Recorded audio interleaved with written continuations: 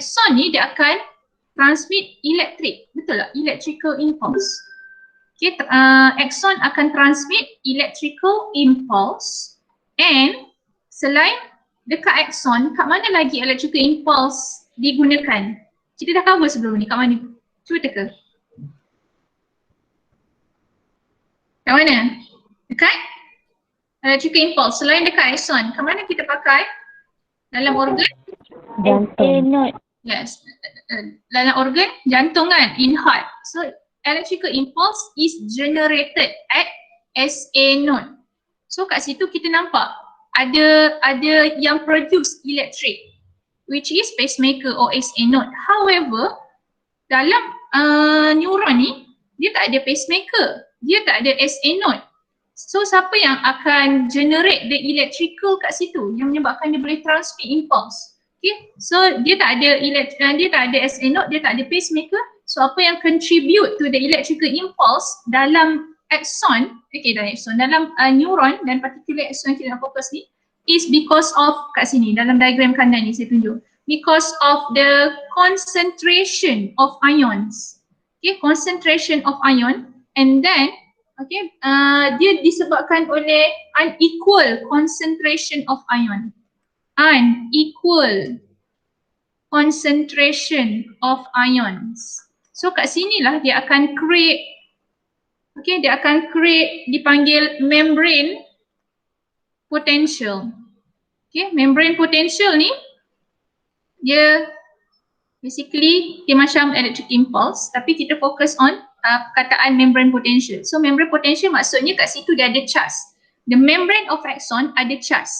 Okay, so nak kata kita boleh tengok yang mana ini adalah inside axon, yang kat sebelah kanan pula ni adalah outside axon. So kita boleh tengok outside axon is more positive, meaning that kat situ nak kata dia terlebih positif kan, tapi kalau inside axon dia adalah bercharge negatif. Okay, kat sini nak kata berlaku unequal gradient or unequal concentration of ion. Okay, ada perbezaan kat situ.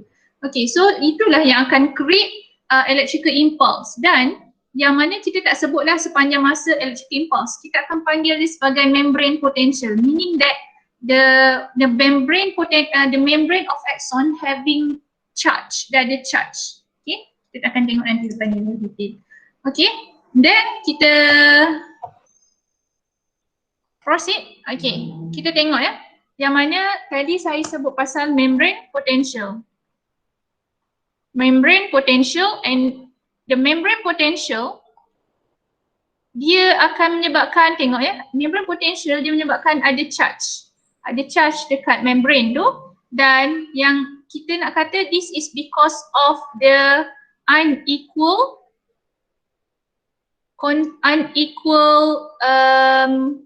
concentration ataupun unequal gradient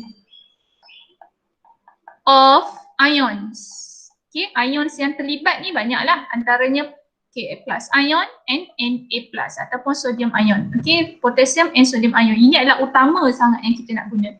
Okay, that's why lah juga. Macam saya pernah tanya satu kelas pelawak kot saya rasa. Na plus ni kenapa kita perlu makan garam? Kenapa kita perlu NaCl?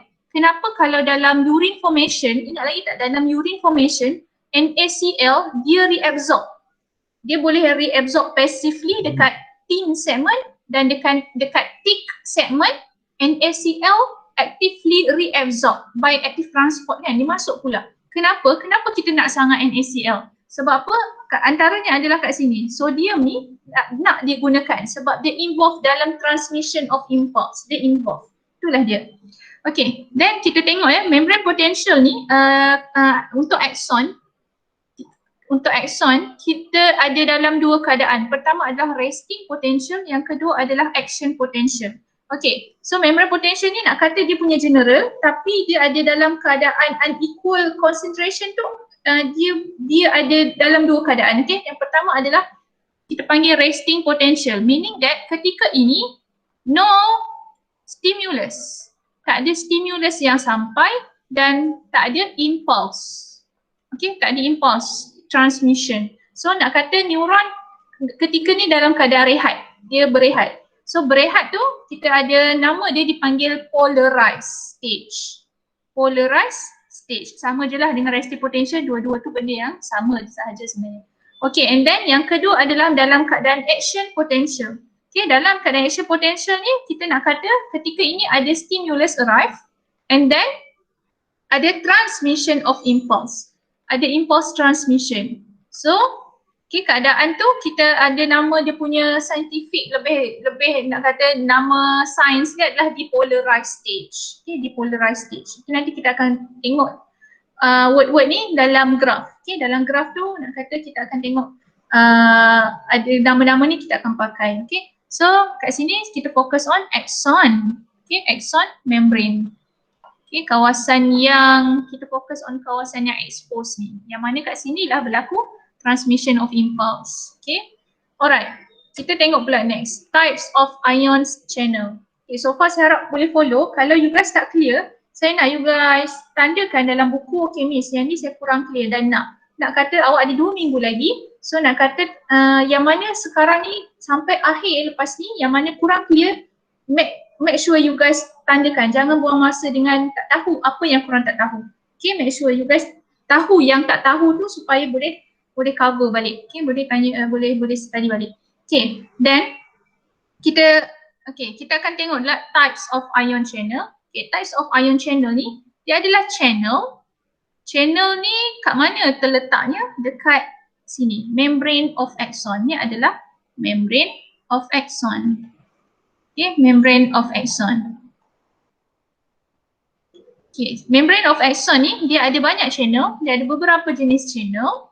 Okay, yang dalam nota awak tak ada tapi saya keluarkan sebab saya nampak kalau you guys faham dengan channel ni, you guys akan boleh explain apa yang menyebabkan resting potential, apa yang menyebabkan action potential. Okay, so yang pertama adalah sodium potassium pump.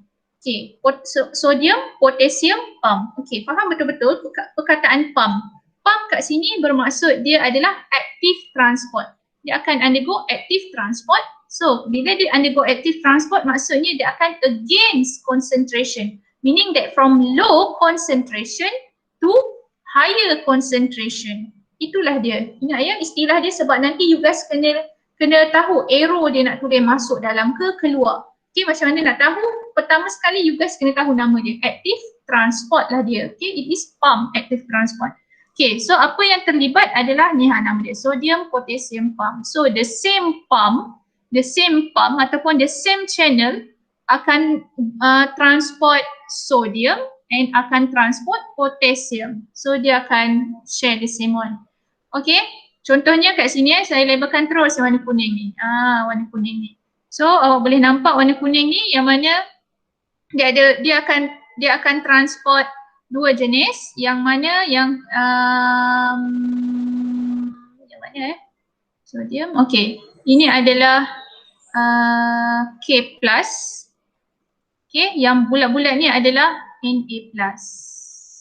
Okay, so sodium and potassium dia akan menggunakan pump yang sama dan pergerakan dia adalah against concentration. Itu dah awak kena learn.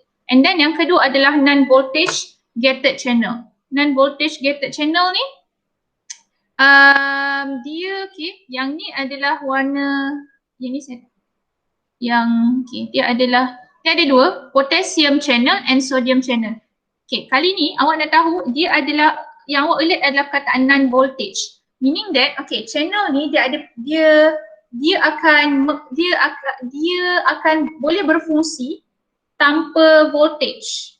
Maksudnya bila ada voltage dia macam ni. Bila tak ada voltage dia open. So ada pergerakan ions. Tetapi yang ketiga ni adalah voltage gated channel. Maksudnya that channel will only open and allow the ion transport when there is a voltage. Meaning that bila ada impulse baru dia akan buka. Okay, bila ada impulse barulah voltage gated sodium channel buka, voltage gated potassium channel buka. Ingat ya, waktu bila? Waktu ada impulse. Tapi kalau non voltage gated channel ni, dia tak bergantung kepada impulse. So dia still lagi open dia tetap akan open. Kita kata open lah, dia membenarkan kan. So dia akan open even having impulse or without impulse. Tak ada impulse ataupun ada impulse, dia tetap buka sebab dia tak bergantung kepada voltage. Voltage tu kita nak kata elektrik kan. So elektrik tu nak kata dia impulse lah. Okay. So far boleh follow So kita ada 3 jenis. Yang pertama adalah sodium potassium pump, yang mana dia adalah pump, so dia adalah active transport. So pergerakannya against concentration. And then yang kedua adalah nama dia non-voltage gated channel. Non-voltage gated channel. Okay. Dan voltage gated channel yang ketiga. Okay, dua-dua ni dia adalah via kita nak kata passive. Kataannya adalah passive transport. That's why dia namanya channel je, dia tak menggunakan pump. Sebab pergerakan ion dia adalah passive, meaning that daripada concentration yang tinggi, high concentration to the low concentration. Dia berbeza dengan yang pertama yang pump tu. Okay, alright. So kita tengok, okay, the formation of yang pertama, kita nak belajar the formation of resting potential. Macam mana axon ketika itu tak ada no impulse. No impulse. So kita tahu no stimulus. Dia dalam keadaan rehat. So macam mana? Yang mana waktu resting potential ni, tadi saya sebagai tahu negative 70. Waktu resting potential, nak kata the charge adalah negative 70 millivolt. Okay, charge ni adalah negative 70 millivolt. Maksudnya kat sini dia nak menunjukkan yang inside axon is more negative by negative 70 millivolt compared to outside. So maksudnya bila nak compare outside and inside, dia orang letakkan electrode electrical, saya tak sure apa nama dia, tapi dia letakkan electrode yang mana dia letakkan di dalam letak dalam axon, inside axon and outside axon. So kat situ dia punya reading dia adalah negative 70. Okay, so conclusion dia adalah inside adalah more negative compared to outside. Okay, so macam mana benda ni terjadi, macam mana our axon maintain at negative 70 millivolt. Okay, dia dibantu oleh kat sini channels dia and dia punya apa ni namanya, dia punya pump. Okay, so yang pertama dalam nota awak ni page 144 saya buat sampai 5 ayat sahaja. So pertama, resting potential ni, okay, kita kena bear in mind, resting potential ni dia no impulse, tu paling penting, no impulse transmission. So dia akan menyebabkan negative 70 millivolt dia punya charge. Maksudnya kat dalam dia adalah more compare dia di antara dua-dua, dalamnya adalah lebih negative 70 millivolt, lebih negatif. So pertama adalah no impulse transmission, no impulse sampai.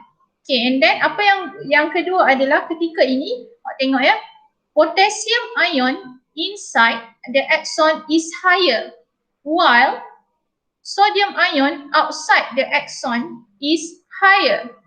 Okay, dalam diagram awak tu awak boleh tambahkan, tuliskan sodium ion di luar lebih tinggi. Potassium ion di dalam lebih rendah. Okay, alright. So nak kata apa yang membantu Na plus at outside maintain at high concentration in the K plus concentration. Dengar ke? Ya, ada soalan ke? Potassium ion tu tinggi kat dalam. Potassium ion tinggi. Betul ke? Faham ke? Okay. So kat situ nampak tak beza dia. So at outside sodium ion higher, at inside potassium ion higher.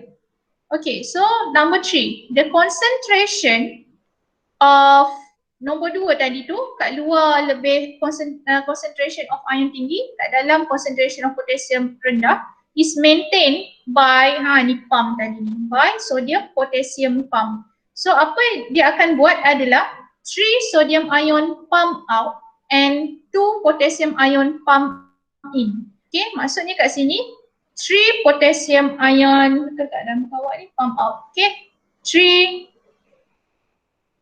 Okay, so yang akan keluar adalah 3 sodium ion dan yang akan masuk adalah 2 potassium ion.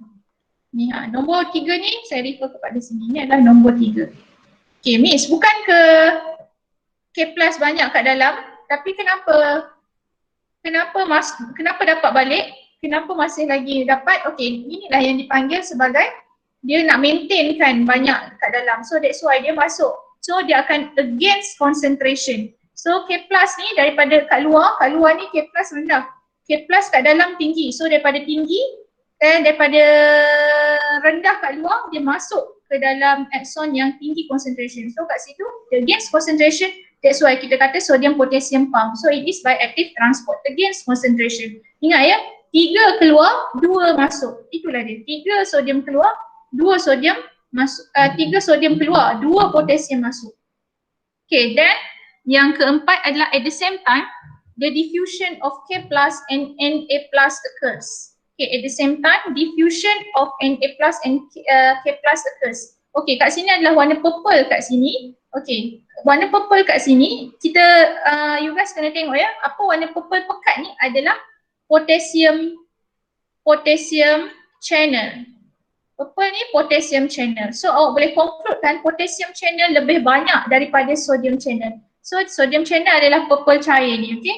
Light purple ni adalah sodium channel dan yang dark purple ni adalah potassium channel. Okay, so kat sini dia kata the diffusion of K plus and Na plus occurs. Meaning that kat sini K plus bergerak macam mana? You guys rasa K plus bergerak daripada mana ke mana?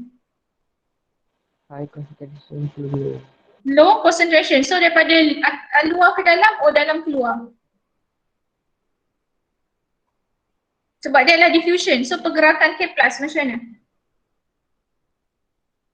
From? dalam keluar. Yes, from dalam keluar. Because of this is diffusion. This is diffusion. Ingat ya, ingat dia punya diffusion. So dia akan daripada high concentration to lower concentration. So dalam ni K plus tinggi, kat luar K plus rendah. So dia akan bergerak daripada dalam keluar. However, okay, Na plus pun akan berlaku juga. Tapi Na plus, dia diffusion of Na plus ni tak banyak. Tak banyak. So apa dia kata number 5, axon membrane is highly permeable to K plus due to many open potassium channel. Potassium channel ni banyak yang terbuka. So that's why K plus can diffuse out more. Diffuse out. However, Miss, bukan ke tadi K plus kena tinggi kat dalam tapi sekarang K plus banyak yang keluar, Miss? Yes, that's why kita ada number 1 ni. Kita ada pump. Kita ada sodium potassium pump. Dia yang akan membawa masuk balik K plus yang banyak keluar tadi. Na plus pula yang kata dia yang ada yang masuk tadi sekarang dibawa keluar pula. So that's why kita perlukan sodium potassium pump to maintain the concentration in both side kat situ. Okay, alright. So dia kata due to the many K plus diffuse out, kita akan berlaku K plus leakage. So since K plus ni banyak yang keluar sebab banyak open potassium channel, K plus banyak yang leak lah keluar. Okay, so kat situlah yang menyebabkan disebabkan K plus lebih banyak keluar, nak kata positif banyak keluar, so that's why finally inside of axon is negative 70 millivolt. Because of positif, yang positif lagi banyak keluar, bukannya negatif masuk bukannya bercharge negatif keluar masuk, kat sini adalah bercharge positif yang keluar masuk. So kita nak kata bila dalam ni kurang positif, so dia adalah negatif. Itulah dia. So it is maintained at negative 70 millivolt. Why? Because of K plus, there are so many K plus diffuse out. And however, K plus ni boleh maintain tinggi dan boleh diffuse keluar balik because of kita ada sodium potassium pump here to maintain negative 70. Okay, so that's all from me sampai sini. Faham tak? Miss, Ya. tadi kan many K plus diffuse out because many potassium channel open ke? Mana? K plus tu banyak diffuse out. Banyak diffuse out.